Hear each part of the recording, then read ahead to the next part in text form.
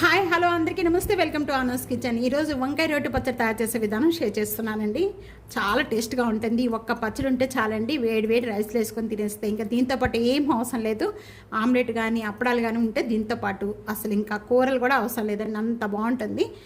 ఈ వంకాయలతో పచ్చడి చేయండి, రోటి పచ్చడి చాలా టేస్ట్గా ఉంటుంది. ఇప్పుడు వరకు కూడా ఈ కలర్ వంకాయలతో ట్రై చేయకపోతే ట్రై చేయండి, చాలా టేస్ట్గా ఉంటుంది. అన్నీ కూడా కూర వండేసాను. ఈ రెండు వంకాయలు మిగిలినవి, వీటితో పాటు ఈరోజు పచ్చడి చేస్తున్నాను అనమాట. ఈ 2 వంకాయలతో అన్నీ వండేసానండి. అసలు మార్నింగ్ ఇవి 2 కనపడలేదనమాట, ఇప్పుడు కనపడ్డాయి. దీంతో పాటు అందుకే రోటి పచ్చడి చేసేస్తున్నాను.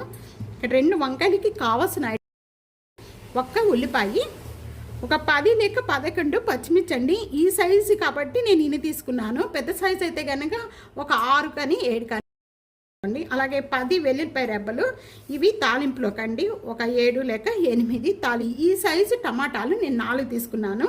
అదే కనుక పెద్ద సైజు అయితే 2 టమాటాలు తీసుకోండి సరిపోతుంది. చిన్న ఉసిరికాయ అంతా చింతపండు ఈ విధంగా వాటర్లో పెట్టేసుకున్నాను.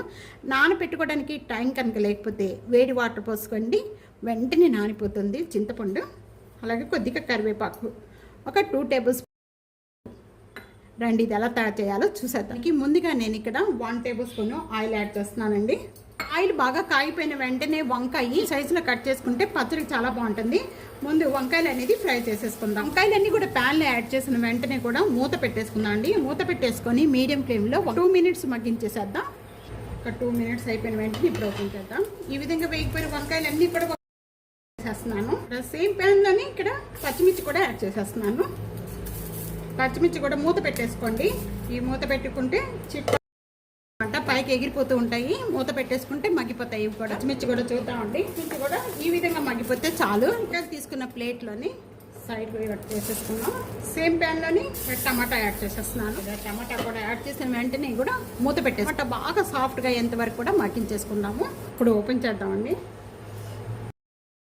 టమాటా కూడా మగ్గిపోయింది. ఈ విధంగా మగ్గిపోతే చాలండి. బంద్ చేసేసేద్దాం.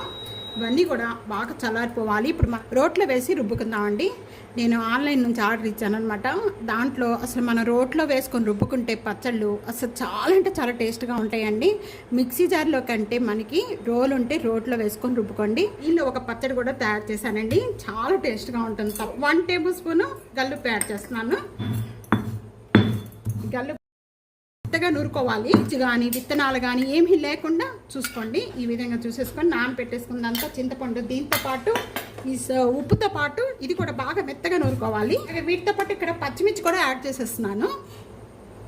ఒకటి యాడ్ చేసుకున్న వెంటనే ఒకటి రుబ్బుకున్నాక మెత్తగా, అప్పుడు అన్నీ ఒకేసారి కాకుండా ఇది లోపలికే లేదు కదండి, అందుకనే ఒకటి 1 by 1 కూడా ఇలా రుబ్బుకుంటూ మనం మిర్చి కూడా బాగా మెత్తగా అయిపోయింది. ఇక్కడ నేను వంకాయలు కూడా యాడ్ చేసేస్తున్నానండి.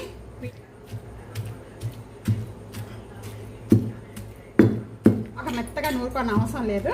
వంకాయలతో పాటు మనం టమాటాలు కూడా స్లోగా చేసుకోవాలండి. మనకి మార్నింగ్ పచ్చళ్ళు నూరుకోలేం కాబట్టి ఇలా ఈవినింగ్ టైం నూరేసేసుకొని పెట్టేసుకున్నారనుకోండి, ఇంకా ఇంత మెత్తగా అయిపోయిందా. కొద్దిగా మనం వెల్లుల్లిపాయ రెబ్బలు కూడా నూరుకోవాలి ఇప్పుడు. అందుకని పచ్చడిని కొద్దిగా ఈ విధంగా సైడ్కి తీసుకోండి.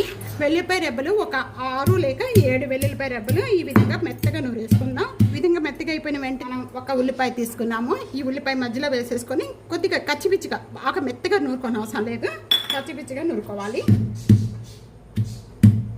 సరే, ఇదంతా కూడా ఒకసారి ఉల్లిపాయతో పాటు ఈ పచ్చడి అంతా కూడా నూరేసుకోవాలి.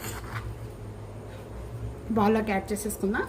అతనంతా తాలింపు పెట్టుకునే విధానం పెట్టుకోవడానికి నేను ఇక్కడ 2 టేబుల్ స్పూన్ ఆయిల్ యాడ్ చేస్తున్నాను.